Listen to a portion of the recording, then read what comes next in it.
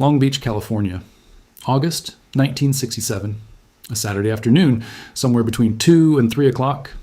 The Pacific Ocean was 3 miles to the west, but you could not smell it inside the Long Beach Municipal Auditorium. You could only smell the bodies of 200 men who had been moving and sweating and bleeding quietly since 8 that morning. The tournament had been running for 6 hours. The linoleum floor was scuffed white in the center of each fighting area, where feet had pivoted thousands of times since dawn.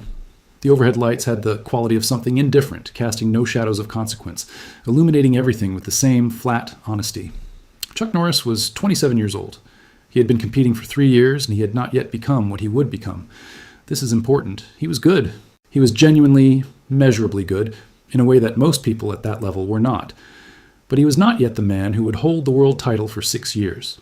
He was still, in some essential way that he himself understood, becoming.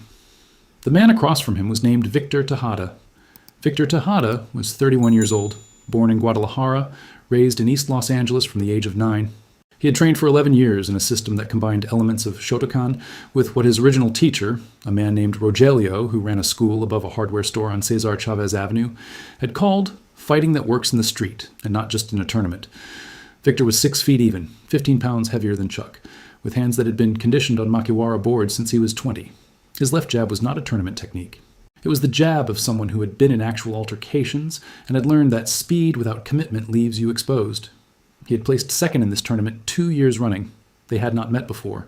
They had watched each other from across the gymnasium floor during the morning rounds with a particular attention that serious competitors develop, which is less about tactics and more about reading something fundamental in the way a man occupies space. What Chuck saw in Victor Tejada during those morning rounds was someone who moved without waste. What Victor saw in Chuck was something harder to name, a quality of readiness that was not performance. Joe Lewis was watching from the far end of the gymnasium, sitting on a folding chair with his arms crossed and his legs stretched out in front of him.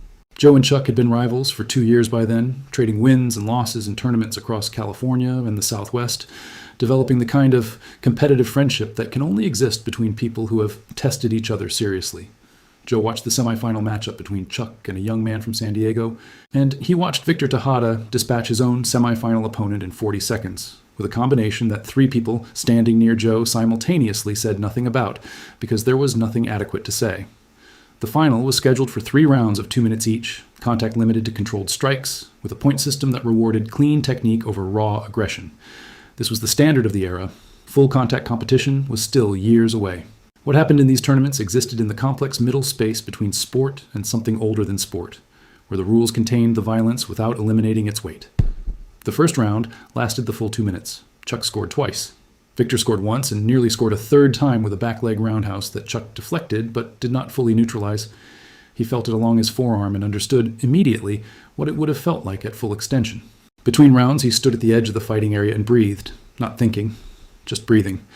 This was something he had learned not from a teacher, but from watching Bruce Lee, who he had met the previous year and who moved through preparation for physical exertion the way water moves, without resistance to itself. The second round. The first exchange was clean and neutral, both men reading, neither committing. Then Victor feinted with the jab, not throwing it, just showing it, and Chuck's weight shifted back and to the right in the automatic response of someone who has seen that jab before. In the fraction of a second that shift created, Victor threw something that was not in the tournament's standard vocabulary. It was a low outside sweep, the kind of technique that Rogelio had taught him, that did not score points in competition, but that changed the geometry of an exchange in ways that were very difficult to recover from quickly. Chuck's right leg went out from under him. He went down. The auditorium did not go quiet so much as it changed its quality of sound. The ambient noise of 200 people watching a competition is a specific texture, and when something unexpected happens, that texture changes in a way that is not quite silence and not quite reaction. It is the sound of collective attention suddenly becoming singular. Chuck hit the floor on his right side. His shoulder absorbed the impact. The linoleum was hard, and he felt it from his hip to his ear in the vibration of the contact. 8 seconds. The referee, a man named Harold Cross, who had been officiating tournaments in Southern California for 9 years, began to raise his hand to call a halt and assess. This was the procedure. This was what the rules required. What happened in those 8 seconds is not on any film. There were no cameras on the final match that afternoon. What happened in those 8 seconds exists only in the accounts of the people who were there, which differ in their details and agree in their substance. The substance is this. Chuck Norris was on the floor, and he was not there the way a man is there when he has been genuinely knocked out or seriously hurt. He was there the way a man is there when he has been caught by something real and is now doing the fastest possible reading of his own condition. This distinction matters enormously. Unconscious men do not perform assessments, hurt men do. And the quality of the assessment in the fractions of a second it takes to perform it tells you something essential about the training underneath it. He registered. Right shoulder impact, no structural damage, breath still present, orientation intact, opponent's position above and to the left, referee's hand in peripheral vision, 6 seconds remaining in those 8 seconds. He did not try to stand immediately. This is what people who were there remember most clearly, even decades later, because the instinct to stand immediately is almost universal and almost always wrong. Standing immediately after a takedown, when the opponent is positioned above you, is a gesture toward pride and away from survival. It trades your defensive geometry for the appearance of recovery, which is a trade that works only in environments where appearance is the currency. Chuck stayed low for 2 of those remaining 6 seconds, long enough to feel his own steadiness, long enough to see Victor Tejada's weight distribution above him, to see where Victor's right foot was, to understand what the distance meant. Then he came up. Harold Cross lowered his hand. The procedure paused. The rules of this particular tournament did not have a clean provision for what had happened. The sweep was not technically illegal, but it was not a standard point-scoring technique either, and Harold Cross was the kind of official who took 3 seconds to think before he acted, which was 3 seconds longer than many officials, but exactly the right amount of time. He awarded Victor Tejada the exchange, not a full point, a partial advantage. Chuck accepted this with a nod, so minimal it was almost not a nod at all. The second round finished. Victor Tejada was ahead. Joe Louis, from his folding chair at the far end of the gymnasium, was sitting forward now, his arms no longer crossed. The third round. What happened in the third round is less important than what preceded it, but it matters. Chuck Norris scored 3 times in the first 90 seconds, with combinations that built on each other in a way that the first 2 rounds had been establishing. He had been watching Victor's defensive habits across the entire match, cataloging the microsecond of delay in his left side guard when he committed to an offensive sequence. 3 times he found that delay. 3 times it registered on the scoreboard. The match ended with Chuck ahead by a narrow margin on points. He won. This is the factual record. But the people who were there, when they talked about that tournament in the years that followed, did not talk about Chuck winning the final. They talked about the 8 seconds. They talked about what it looked like when a man hit the floor and did not let panic be the first thing that came up with him. Victor Tejada shook Chuck's hand after the match. He was not a man who did this mechanically. He looked at Chuck directly and said something that the surrounding noise made inaudible to most observers. One person standing close enough to hear reported that what Victor said was, "That sweep works on everyone," and that Chuck's response was, "It won't work on me again." Victor Tejada smiled at this, not with antagonism, with recognition.